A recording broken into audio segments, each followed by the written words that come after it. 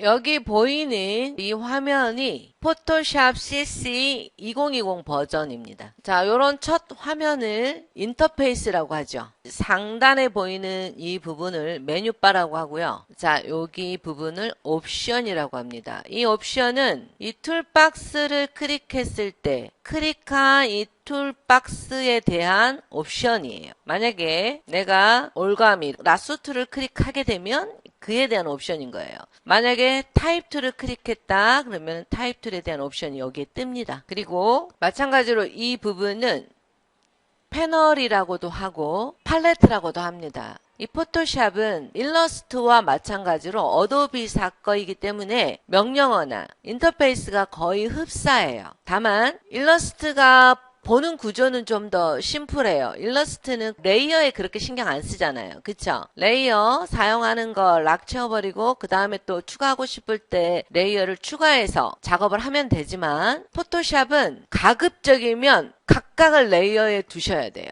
그래서 레이어를 폴더화하는 작업을 잘해서 관리를 잘 하셔야만이 여러분들의 작업이 수월합니다.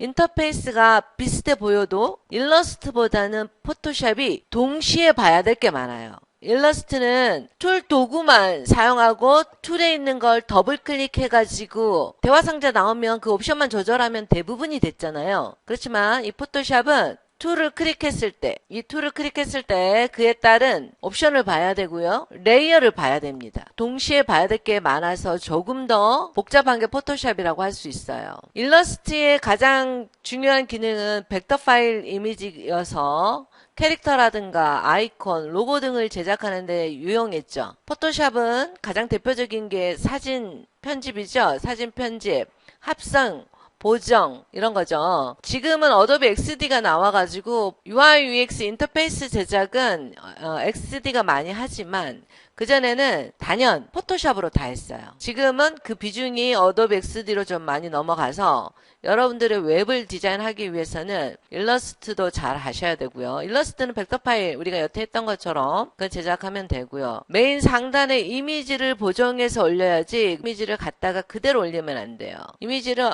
반드시 분위기에 맞게 톤에 맞게 톤을 다운을 시키든가 뭐 색상 계열을 변화를 준다던가 이렇게 해서 전체적인 분위기에 맞게 이미지 보정, 합성 그런 걸 할 수 있는 주된 작업이 포토샵이 되겠죠. 그래서 메인 상단은 거의 99%가 이미지로 되어 있잖아요. 그래서 사진을 찍어서 바로 올리면 안 돼요. 전체적인 그 분위기에 맞춰서 포토샵에서 반드시 사진을 보정하고 또 텍스트로 쓰기 곤란한 것들은 포토샵에서 직접 디자인해서 올리는 방법을 하기 때문에 메인 상단에 메인 페이지 비주얼을 위해서는 포토샵 작업을 여러분들이 잘 할 수 있으셔야 돼요. 그리고 쉽게 웹페이지를 반복해서 만들고 구조화 시키는 거, 프레임을 만든 거 이런 거는 어도비 XD가 하면 되겠죠. 파일을 여는 방법은 똑같습니다. 자, 파일에서 New로 들어가셔서 일러스트 CC하고 구조 똑같죠. 먼저 단위를 잡으셔야 되는데 우리는 웹용 이미지, 앱이나 웹을 할 거기 때문에 당연히 단위는 픽셀입니다. 픽셀로 놓으시고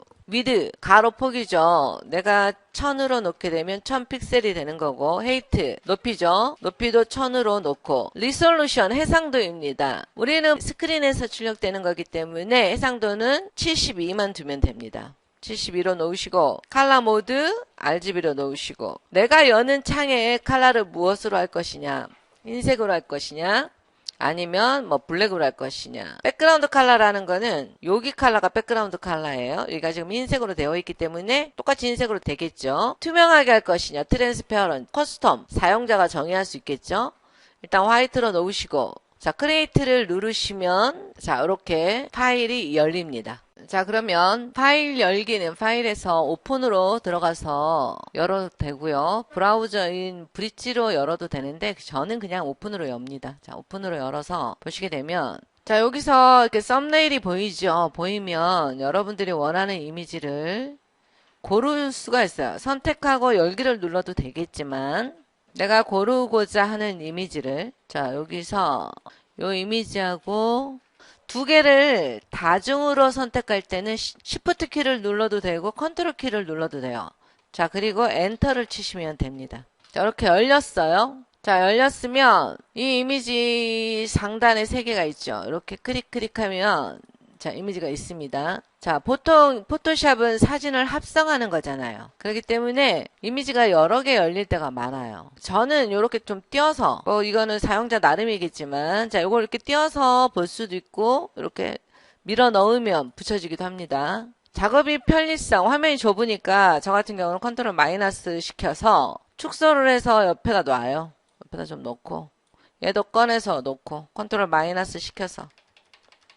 이미지가 다 보여야 되니까. 자, 이렇게 놓고, 얘도. 이 작업 영역을 이렇게 쉽게 이동할 수 있도록 합니다. 자, 이 이미지를 이쪽으로 이동을 하고 싶어. 이동 툴이 바로 이 툴입니다. 이거요. 이동 툴, 무브 툴이라고 합니다. 이동 툴을 선택한 상태에서 얘를 끌어서 이렇게 옮길 수도 있고요. 그렇게 되면 레이어를 한번 보세요. 레이어가 하나 생기는 걸 확인할 수 있어요. 그리고 이동 툴이 선택되었기 때문에 이미지 이동은 이렇게 할 수 있습니다. 이 이미지 크기를 줄이고 싶어. 트랜스폼입니다. 트랜스폼 할 때 T에 컨트롤 T를 누르시고 아무런 변화가 없어요. 컨트롤 마이너스로 화면을 축소하세요.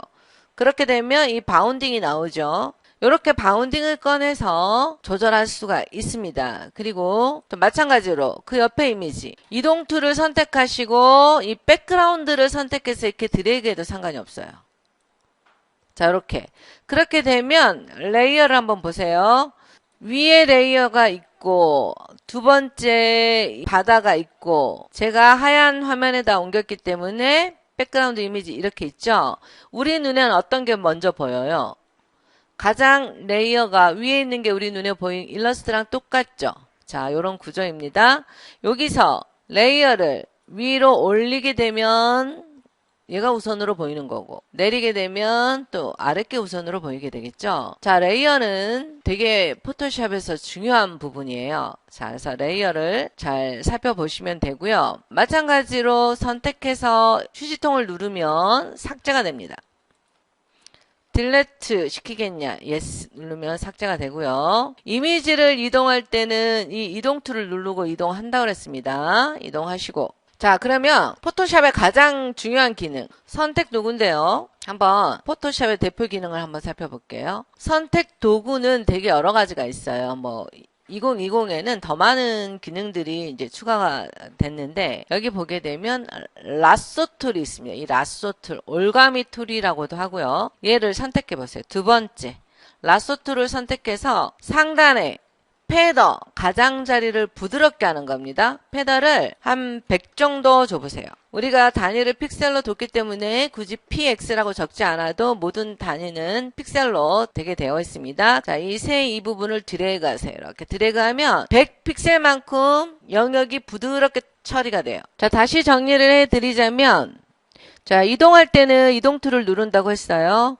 크기 조절할 때는 트랜스폼 할 때 T입니다. 자, 컨트롤 T를 누르고 누르면 바운딩이 나와요. 화면이 컨트롤 플러스 이렇게 확대되어 있으면 바운딩이 안 보여요. 바운딩이 보이도록 하기 위해서는 반드시 컨트롤 마이너스로 화면을 축소해야 바운딩이 보입니다. 자, 그리고 이 버튼이 선택된 상태에서 자, 이렇게 누르게 되면 비율이 안 맞아요. 여기 클립 모양의 버튼 있죠. 이 버튼을 체크 해제하시고 나면 Shift Alt 누르면 정비리하게 줄어들고요. 중심점으로 또 늘리면 정비리하게 됩니다. 그러니까 이 버튼을 이게 활성되고 비활성된 게 구분이 좀 안 가요. 그러니까 클릭해서 확인하시면 될 것 같아요. 자, 이렇게 하시고 또 여기서 정말 중요한 기능이 있어요. 잠깐 보자면 만약에 이미지가 여기에 자, 여기 레이어가 많이 있어. 제가 좀 더 꺼내 볼게요. 컨트롤 키 누르고 다중 선택해서 이렇게 3개를 더 꺼내 볼게요.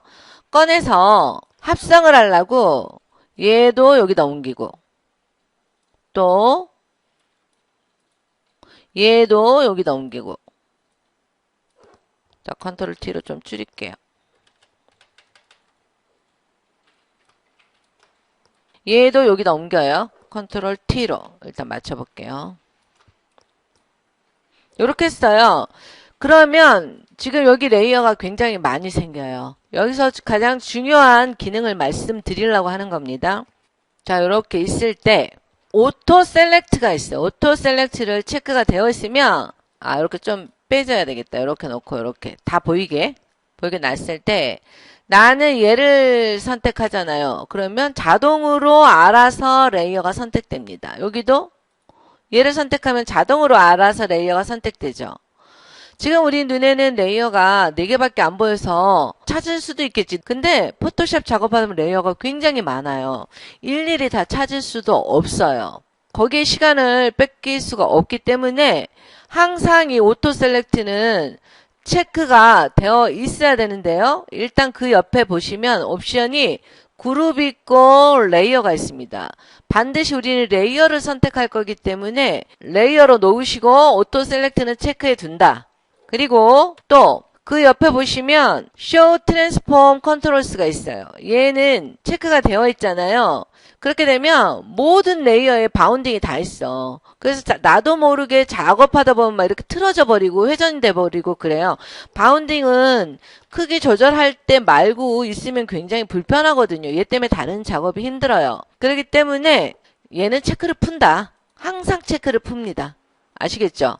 자, 이게 굉장히 중요한 기능이고요. 이동 툴에 대한 중요한 거. 오토 셀렉트는 체크 앤 노트 옆에 레이어가 있어야 되고 Show Transform Controls는 체크를 푼다.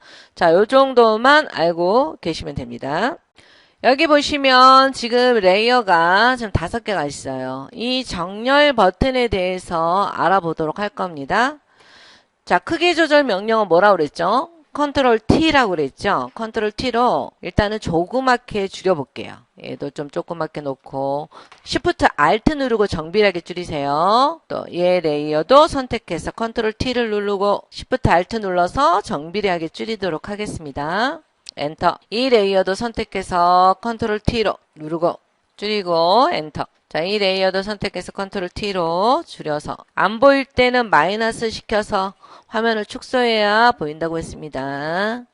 이미지가 커서 바운딩이 숨겨져 있는 거예요.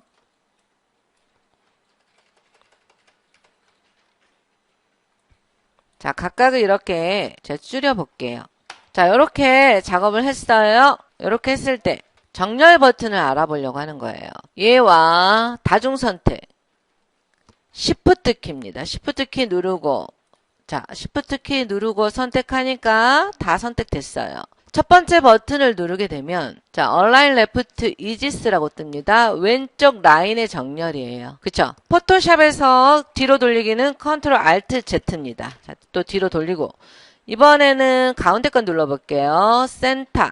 세로 라인끼리 정렬이 됩니다. 그쵸? Ctrl Alt Z. 오른쪽 라인끼리 정렬이 되죠. 그쵸? 자, 포토샵의 CS6은 Ctrl Alt Z를 해야 뒤로 돌리기가 무한 반복이 됐는데 CC2020부터는 또 Ctrl Z이 무한 반복되네요. 일러스트와 똑같이 되네요. 자, 그 다음. 자, 여기 라인을 보시게 되면 자, 요거. 탑 라인 정렬이에요. 컨트롤 Z 뒤로 돌려서 이거는 센터 정렬, 이거는 보텀 정렬. 이렇게 되죠. 자, 이제 이거를 제가 자 이렇게 놨을 때 요거를 바로 보면 이게 스페이싱 간격에 대해서 조절인데 요거를 보지 마시고 여기로 바로 들어가서 보시게 되면 디스트리뷰트 스페이싱이라고 나와 있어요. 여기에는 이 용어가 나오지 않는데 여기 들어와서 보니까 새로 생긴 기능인데 공백의 간격을 균등하게 해준다는 거예요. 자, 이렇게 제가 틀어놓고 보게 되면 이렇게 자리 위치를 바꿔서 보게 되면 세로로 눌러요. 어때요? 공백의 간격이 균등해지는 것. 또 여기서 얘를 눌러볼게요. 여기 사이사이에 공백 얘는 좀 티가 안 나겠다. 자, 이렇게 놓을게요. 이 작업창의 영역을 넓히고 싶을 경우는 크롭 툴 있죠. 이 크롭 툴로 백그라운드 색이 배경색과 동일한 색으로 놓고 백그라운드는 얘가 백그라운드입니다. 이 백그라운드 색을 이 배경색과 동일한 색으로 놓고 이 크롭 툴을 선택한 상태에서 이 영역을 넓히면 이렇게 넓혀져요. 어떤 거? 이 크롭 툴을 선택하고서 백그라운드 컬러가 이 배경색과 동일한 색 놓고 영역을 넓히면 되는데, 자, 여기서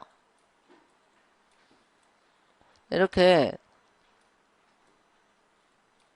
놓고 다 선택해요. 선택해서 보게 되면 사이사이 공백의 간격이 균등해져요. 그리고 그 옆에 여기 보시게 되면 얘 있어요. 디스트리뷰트 탑이에요. 얘 첫 번째를 클릭하면 각각의 탑의 간격이 균등해집니다.